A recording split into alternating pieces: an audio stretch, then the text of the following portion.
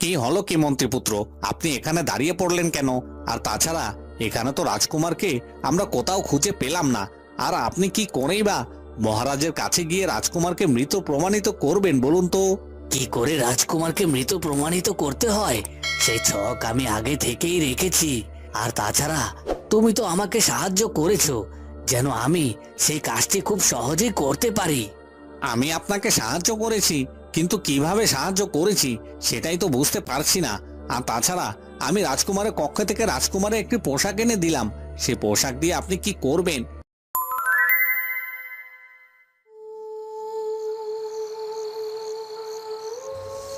রাজকনক শত চেষ্টার পরও রাজকুমারকে কি করে পাখি রূপ থেকে মনুষ্য রূপে ফিরিয়ে আনা যায় সে উপায় খুঁজে পায় না।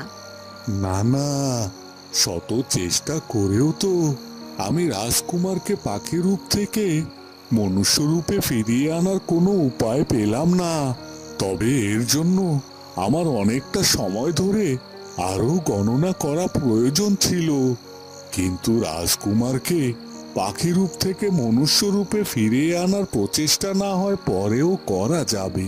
কিন্তু রাজকুমারের যে খবর পেয়েছি, এটা তো মহারাজকে আমাকে জানাতেই হবে।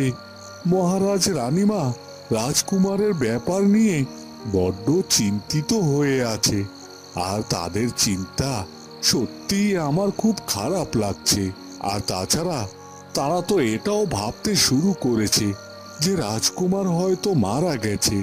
কিন্তু তারা যদি এটা জানতে পারে তাদের রাজকুমার বেঁচে আছে, তাহলে তারা একটু স্বস্তি পাবে। যাই হোক, আমিও দেরি করব না।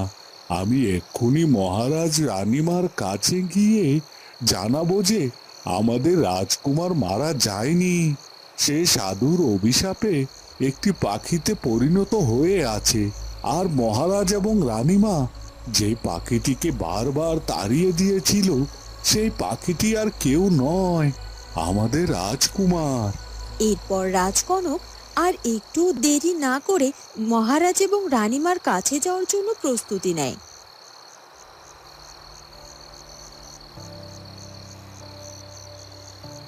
ওদিকে আগে থেকেই রাঘব সেই প্রহরী দুজনকে সাথে নিয়ে রাজার সামনে হাজির হয়ে যায়।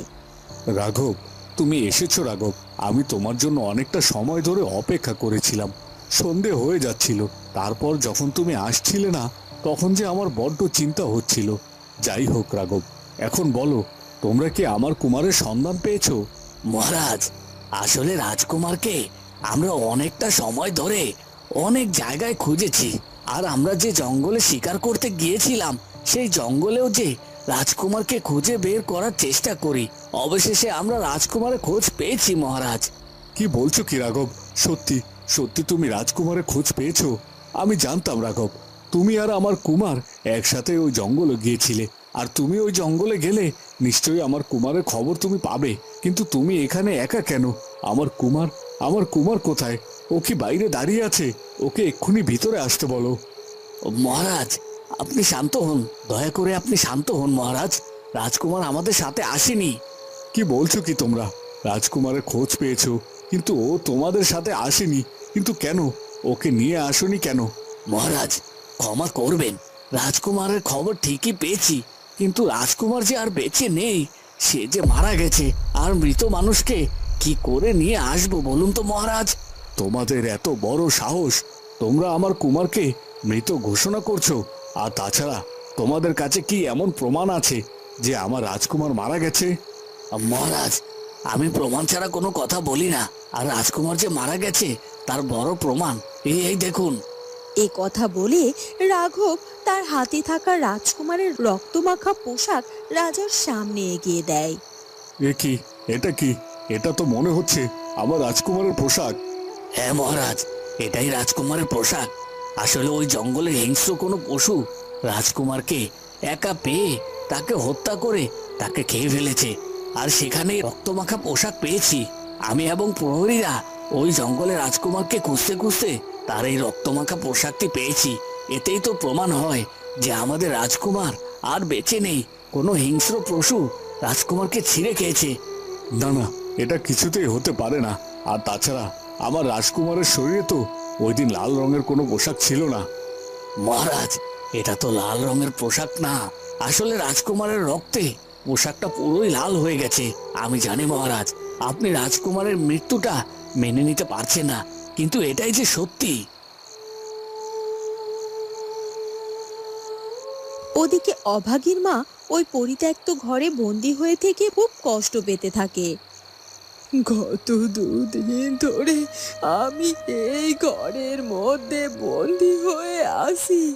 আমাকে অন্যায়ভাবে এখানে বন্দি করে রেখেছে, কিন্তু কিছুতেই সে গিন্নিমা আমাকে এখান থেকে বের হতে দিচ্ছে না, আর আমাকে আমার বাড়িতেও ফিরতে দিচ্ছে না। আমার মেয়েটা হয়তো বা আমার জন্য ওদিকে অনেক চিন্তা করছে। আর তাছাড়া আমার মেয়েটা তো আমাকে না দেখে একটা দিনও থাকতে পারে না। হয়তো বা রোজ সন্ধে হলে আমার মেয়েটা আমার জন্য অপেক্ষা করে থাকে। আমি কখন বাড়িতে ফিরবো সেই অপেক্ষায় বসে থাকে।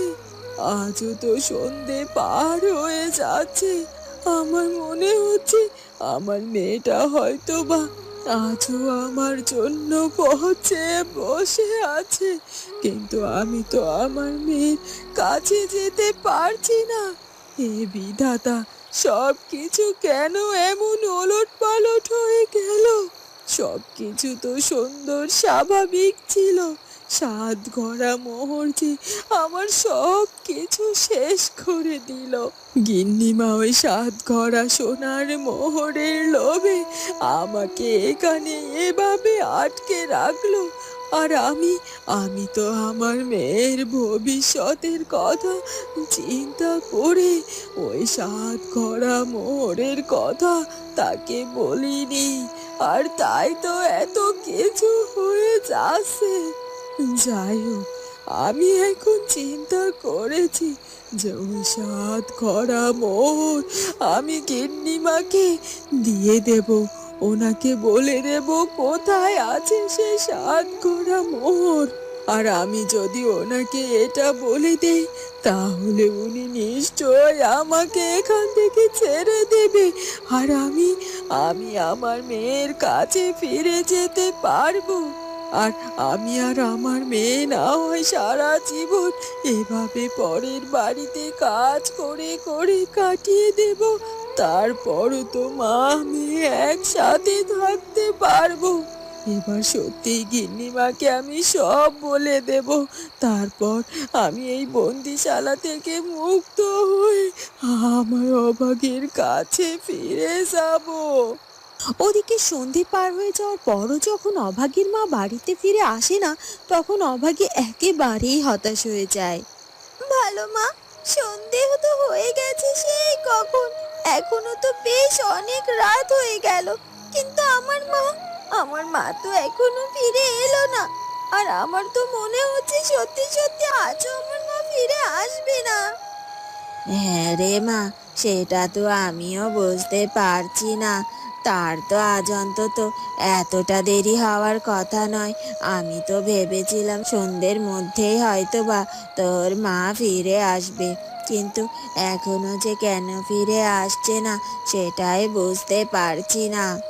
ভালো মা, আমার মনে হয় আজ ওই মোড়ল গিন্নি মাকে ছাড়েনি গো। মায়ের উপর মনে হয় আরো অনেক কাজ চাপিয়ে দিয়েছে।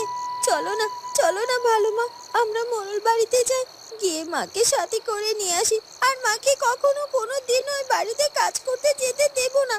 দরকার হলে না খেয়ে থাকবো, তাও মাকে ছাড়া এইভাবে থাকতে পারবো না। হ্যাঁ রে মা, কথাখানা তুই মন্দ বলিসনি। আমারও মনে হয় একবার মোড়ল বাড়িতে গিয়ে আমাদের দেখা উচিত।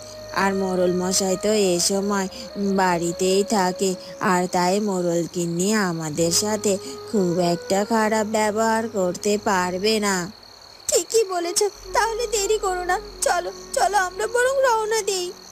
তখনই সেই কানি বুড়ি অভাগীদের বাড়িতে এসে হাজির হয়।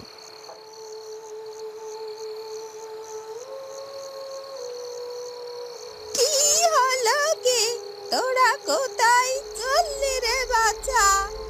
কি কে কে তুমি এখানে কেন এসেছো? তোমাকে তো এর আগে কখনোই গায়ে দেখিনি। আর তাছাড়া আমাদের বাড়িতে তোমার কি চাই? আমার কিছুই চাই না রে বাপু। আমি এখানে তোদের একটি খবর জানানোর জন্য এসেছি। আসলে বুড়ো মানুষ তো, চলতে আমার বড্ড কষ্ট হয়, তাই তো আসতে একটু বেশি দেরি করে ফেলেছি। কি বলছো কি? আমাদের কি খবর জানাতে চাও তুমি বুড়িমা? বলো। ওদিকে রাজা রাজপুত্রের সেই রক্তমাখা পোশাক নিয়ে রানীর কক্ষে যায়। এই কি মহারাজ, আপনি এসেছেন? আপনি তো তাড়াতাড়ি করে আমার ঘর থেকে তখন বেরিয়ে গেলেন আর বললেন রাঘব নাকি আমাদের কুমারের খোঁজ নিয়েছে। তা ও কি আমাদের কুমারের খোঁজ সত্যিই পেয়েছে? হ্যাঁ রানী, ওরা আমাদের কুমারের খোঁজ পেয়েছে, কিন্তু জীবিত নয়, মৃত। কি বলছেন কি এসব যাতা? আমার কুমারের খোঁজ পেয়েছে, তাও মৃত? এটা কিছুতেই হতে পারে না। আমার কুমার মরতে পারে না। নিশ্চয় নিশ্চয় রাঘব ভুল খবর পেয়েছে। না গো না রানী, রাঘব ভুল কোনো খোঁজ পাইনি। ওই দেখো, জঙ্গলের রক্তমাখা পোশাক পরেছিল। আরে এটা তো আমাদের রাজকুমারের পোশাক। আমার রাজকুমারকে বনের হিংস্র পশু ছিঁড়ে খেয়েছে, হত্যা করে খেয়েছে। আমাদের কুমার আর কখনো আমাদের মাঝে ফিরবে না। না না না, আমি কিছুতেই বিশ্বাস করি না। আমার কুমারের কিছু হতে পারে না। আমার মন বলছে আমার কুমার বেঁচে আছে। এই পোশাক আমার কুমারের হলেও আমি কিছুতেই এটা মানতে পারছি না যে আমার কুমার মারা গেছে। আমি জানি আমার কুমার আবার ফিরে আসবে, আবার। না রানী, মিথ্যে আশা নিয়ে বেঁচে যাওয়া যায় না। সত্যি সত্যি আমাদের কুমার বেঁচে নেই, আমাদের কুমার মারা গেছে। ও আর কখনো কোনো দিনও ফিরে আসবে না। আর এটা তোমাকে যে মেনে নিতেই হবে, কারণ এটা যে চিরন্তন সত্যি।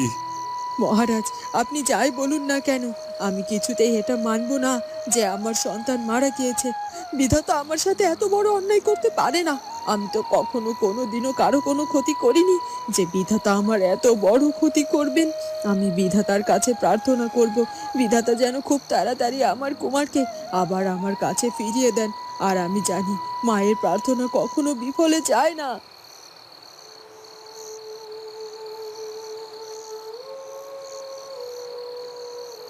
ওদিকে রাঘব রাজার সাথে কথা শেষ করে নিজের বাড়ির দিকে ফিরতে থাকে। আর তখনই রাজকনক সেই পথে মহারাজের কাছে যাওয়ার জন্য আসছিল। এ কি, মনে হচ্ছে রাজগণক। হ্যাঁ, তাই তো। কিন্তু রাজগণক এদিকে কেন? আমি তো জানি রাজগণক 5 দিনের জন্য গণনায় বসেছে রাজকুমারের খোঁজ বের করার জন্য। আর তাই তো ভেবেছিলাম 5 দিন পরেই রাজগণকের সাথে আমি বোঝাপড়া করব। কিন্তু এখন এই সময়ে রাজগণক কোথায় যাচ্ছে সেটা আমাকে জানতে হবে। এ কি রাজগণক, কোথায় চললেন? আর তাছাড়া আমি তো জানতাম আপনি 5 দিনের জন্য গণনায় বসেছেন, আর 2 দিনের মধ্যেই আপনি গণনা সম্পূর্ণ না করে বেরিয়ে এসেছেন। আসলে 2 দিনের মধ্যে আমার গণনা সম্পূর্ণ হয়েছে, আর তাই মহারাজকে সেটা জানানোর জন্য আমি মহারাজের কাছে যাচ্ছি। কি বলছেন কি রাজগণক?